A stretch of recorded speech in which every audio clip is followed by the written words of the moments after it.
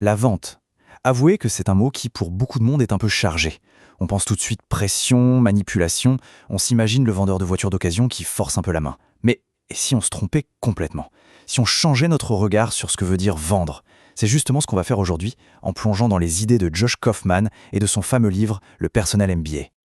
Alors, si c'est le cas, rassurez-vous, c'est une réaction hyper courante. Cette gêne, elle vient d'une image qu'on a tous en tête. La vente serait une sorte de combat, avec un gagnant et un perdant. Mais est-ce que c'est vraiment la seule façon de voir les choses? Et si en réalité, vendre était un acte profondément humain, et surtout utile? Et voilà, le cœur du sujet, il est là. D'un côté, le mythe tenace. Vendre, ce serait utiliser des ruses pour forcer une décision.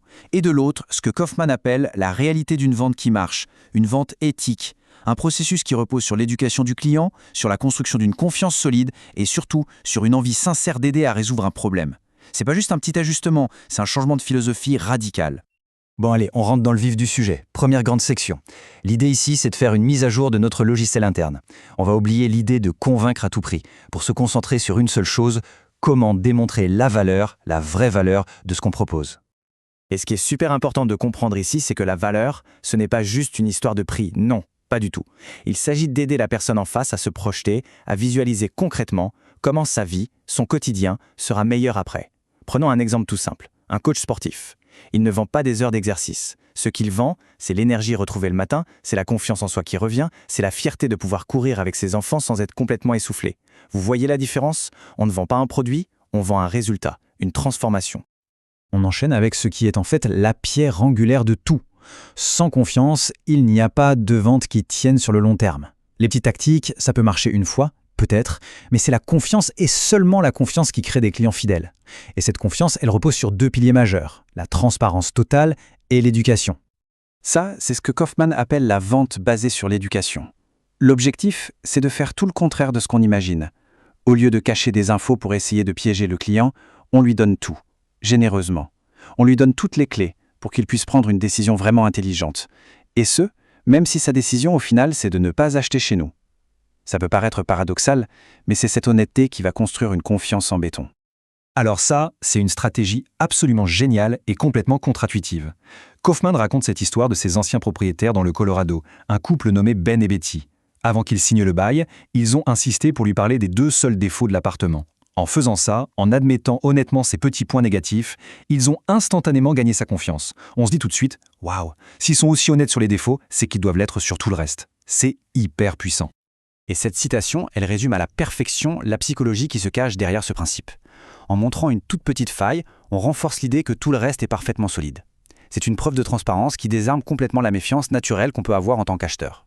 Kaufman utilise cet exemple un peu extrême, mais très parlant, pour illustrer la notion de risque. Bien sûr, personne n'accepterait une offre pareille. Et pourquoi? Parce que 100% du risque repose sur l'acheteur.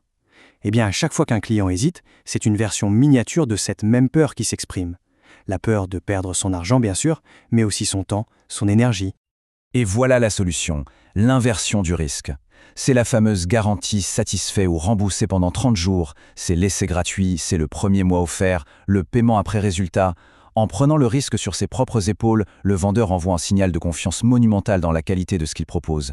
Et là, l'hésitation de l'acheteur s'envole, ou presque, parce qu'il se dit « au fond, qu'est-ce que j'ai à perdre ?» D'accord, on a bâti la confiance, on a inversé le risque, mais parfois le client a encore des doutes. Et c'est tout à fait normal. Cette section, elle nous donne des outils pour gérer ce moment un peu délicat, mais crucial, où une objection est mise sur la table. On les connaît bien, ces barrières. Le prix qui semble trop élevé, le doute sur l'efficacité réelle du produit, ou tout simplement la peur de regretter sa décision. Mais ce que Kaufman explique, c'est qu'avant même de devoir répondre à ces objections, on peut les désamorcer en amont. Comment? Grâce à la preuve sociale. Quand un client potentiel lit des témoignages, voit des études de cas, des avis positifs d'autres personnes qui lui ressemblent, la confiance se construit d'elle-même. Il se dit « Ah, si ça a marché pour eux, il n'y a pas de raison que ça ne marche pas pour moi ». La peur diminue parce que d'autres ont déjà ouvert la voie. Mais bon, imaginons qu'une objection persiste. Kaufman nous propose deux angles d'attaque. Le premier, c'est de montrer que l'objection repose sur une information qui n'est pas tout à fait exacte. Par exemple, un client dit « Votre logiciel a l'air trop compliqué ». On peut lui répondre en lui montrant une vidéo de 2 minutes qui prouve le contraire. Le deuxième angle, c'est d'admettre que l'objection est vraie, mais qu'elle n'est pas si importante au final. Si le client se plaint « la livraison prend 5 jours, c'est un peu long », on peut dire « c'est vrai, Mais en échange de cette petite attente, vous recevez un produit artisanal fait pour durer 10 ans. Ce n'est pas un bon compromis? L'idée n'est jamais de manipuler, mais d'aider à remettre les choses en perspective. Ce principe est fascinant parce qu'on en est tous victimes sans même s'en rendre compte. L'exemple du tailleur est parfait. Vous venez de vous décider à dépenser 400 € pour un très beau costume. Quand le vendeur vous propose ensuite une cravate à 50 € ou des chaussures à 100 €, qu'est-ce que ça représente? Par contraste avec la somme principale, ces montants paraissent presque insignifiants. Le simple fait de présenter l'article le plus cher en premier change radicalement notre perception du prix des articles suivants. On arrive tout au bout du processus, la négociation. Et là encore, beaucoup de gens imaginent une sorte de bras de fer où chacun essaye de tirer la couverture à soi. Mais Kaufman nous montre que ça peut être bien plus riche et surtout bien plus collaboratif. L'objectif, c'est de trouver un accord qui arrange vraiment tout le monde. Voilà une idée qui peut tout changer. On a tendance à penser que la seule monnaie d'échange dans une négociation, c'est l'argent, ce que Kaufman appelle les ressources. Mais en réalité, il y en a deux autres.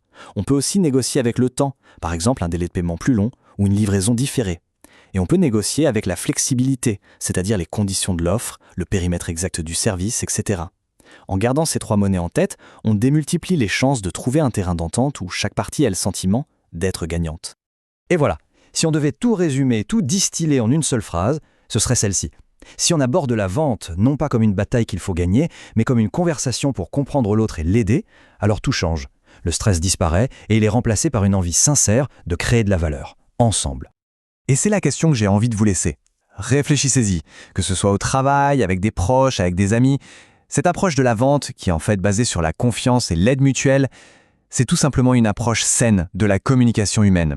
Alors, quelle conversation qui pourrait apporter de la valeur à quelqu'un d'autre pourriez-vous commencer dès aujourd'hui ?